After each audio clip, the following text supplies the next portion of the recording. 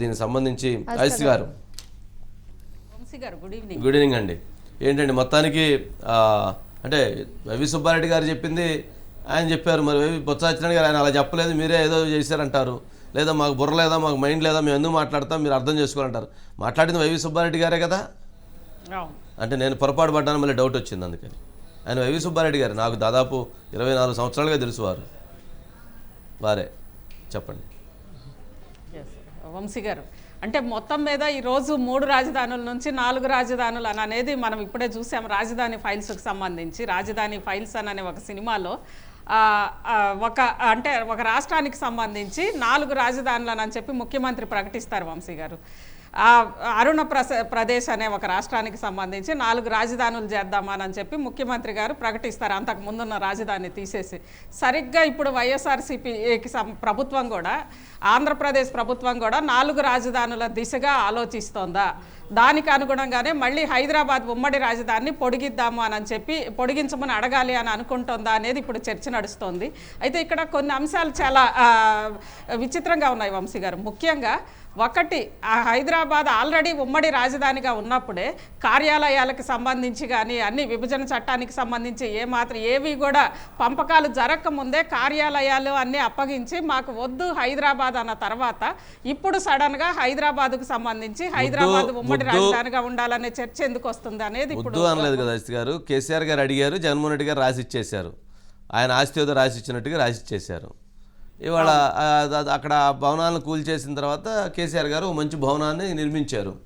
మరి ఆ రోజు రాష్ట్రానికి సంబంధించి ఆంధ్రప్రదేశ్ కొన్ని అంశాలు ఉన్నాయి వారి మధ్య, మరి వాటి విషయంలో ఆయన ఎక్కడ డిమాండ్ కూడా చేయలేదు. ఏంటి మరి దీని విషయంలో మీ సహకారం ఏంటి, మరి ఇది ఎలా చేయాలి, మరి మాకు కూడా ఈ విషయంలో మాకు సహకరించండి కూడా ఆయన ఎక్కడా కోరలేదు.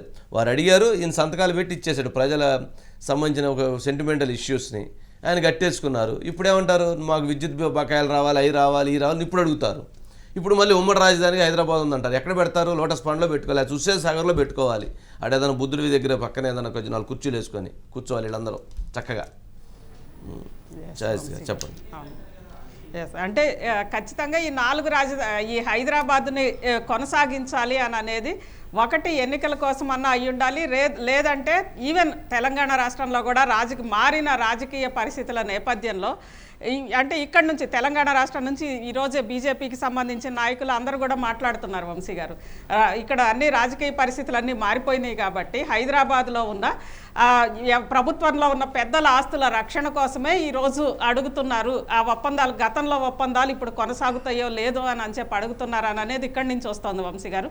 మొత్తం మీద అంటే ఇటు వాటరు, అదేవిధంగా హైదరాబాద్ అన్నిటి విషయంలో ఆంధ్రప్రదేశ్ ప్రభుత్వం మొన్నటి వరకు కూడా ఈ 2 తెలుగు రాష్ట్రాల ముఖ్యమంత్రులు కలిసిమెలిసి వెళ్తేనే అన్నీ కూడా వస్తాయి, సాధించుకుంటామని అసెంబ్లీ సాక్షిగా ప్రకటన చేసిన ఆంధ్రప్రదేశ్ ముఖ్యమంత్రి గారు ఇప్పుడు ఎందుకో హైదరాబాద్ పేరుతోటి, కృష్ణా వాటర్ పేరుతోటి ఇలా సెంటిమెంట్స్ అయితే రగల్చడానికి ఒక ప్రయత్నం జరుగుతోంది వంశీ గారు.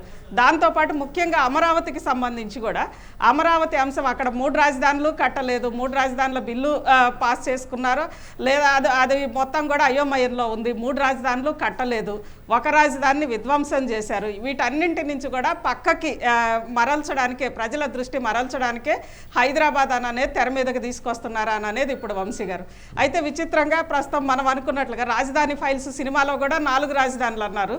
దానికి అనుగుణంగానే ఈసారి 4 రాజధానులు అనేది ముందుకు వస్తుందేమో అనేది ఒక చర్చ నడుస్తోంది వంశీ గారు. Okay right. ఓం ప్రకాష్ గారు.